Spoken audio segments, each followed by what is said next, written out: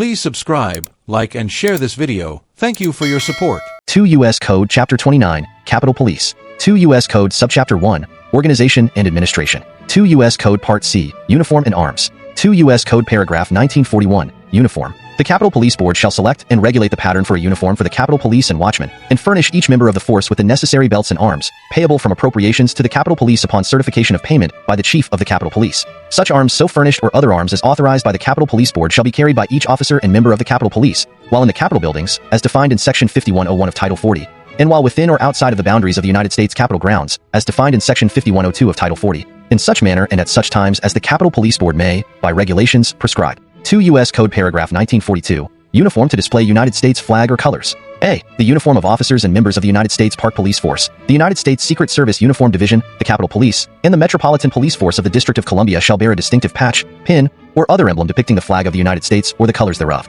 B. The Secretary of the Interior in the case of the United States Park Police Force, the Secretary of the Treasury in the case of the United States Secret Service Uniform Division, the Capitol Police Board in the case of the Capitol Police, and the Mayor of the District of Columbia in the case of the Metropolitan Police Force shall prescribe such regulations as may be necessary to carry out the purposes of this section. 2 U.S. Code Paragraph 1943, Repealed. Pub L. 111 to 145. Paragraph 6, B, March 4, 2010, 124 Stat 54. 2 U.S. Code Paragraph 1944, Wearing uniform on duty. The officers, privates, and watchmen of the Capitol Police shall, when on duty, wear the regulation uniform. 2 U.S. Code Part D, United States Capitol Police Memorial Fund. 2 U.S. Code Paragraph 1951, Establishment of United States Capitol Police Memorial Fund. There is hereby established in the Treasury of the United States Capitol Police Memorial Fund, hereafter in this part referred to as the Fund, all amounts received by the Capitol Police Board which are designated for deposit into the fund, including amounts received in response to the shooting incident at the practice for the Congressional Baseball Game for Charity on June 14, 2017, shall be deposited into the fund. 2 U.S. Code Paragraph 1952, Payments from Fund for families of Detective Gibson and Private First Class Chestnut, and certain other United States Capitol Police employees.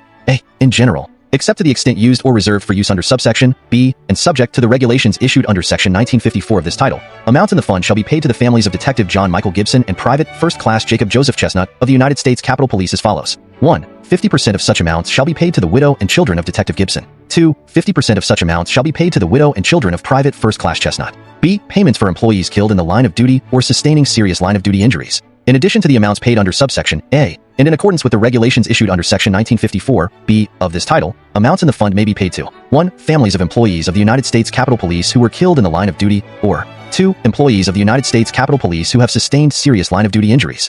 2 U.S. Code Paragraph 1953, Tax Treatment of Fund. A. Contributions to Fund. For purposes of Title 26, any contribution or gift to or for the use of the fund shall be treated as a contribution or gift for exclusively public purposes to or for the use of an organization described in Section 170, C. 1 of Title 26. B. Treatment of payments from fund. Any payment from the fund shall not be subject to any federal, state, or local income or gift tax. C. Exemption. For purposes of Title 26, notwithstanding Section 501, C. 1, A, of Title 26, the fund shall be treated as described in Section 501, C. 1 of Title 26 and exempt from tax under Section 501, A, of Title 26. 2 U.S. Code Paragraph 1954, Administration by Capitol Police Board. A. In general, the Capitol Police Board shall administer and manage the fund, including establishing the timing and manner of making payments under Section 1952 of this title, in accordance with regulations issued by the Board, subject to the approval of the Committee on Rules and Administration of the Senate and the Committee on House Oversight of the House of Representatives. Under such regulations, the Board shall pay any balance remaining in the fund upon the expiration of the 6-month period which begins on August 7, 1998, to the families of Detective John Michael Gibson and Private First Class Jacob Joseph Chestnut, in accordance with Section 1952 of this title, and shall disperse any amount in the fund after the expiration of such period in such manner as the Board may establish. Under such regulations, and using amounts in the fund, a financial advisor or trustee, as appropriate, for the families of Detective John Michael Gibson and Private First Class Jacob Joseph Chestnut of the United States Capitol Police shall be appointed to advise the families respecting disbursements to them of amounts in the fund. B. Regulations governing payments for employees killed in the line of duty or sustaining serious line of duty injuries.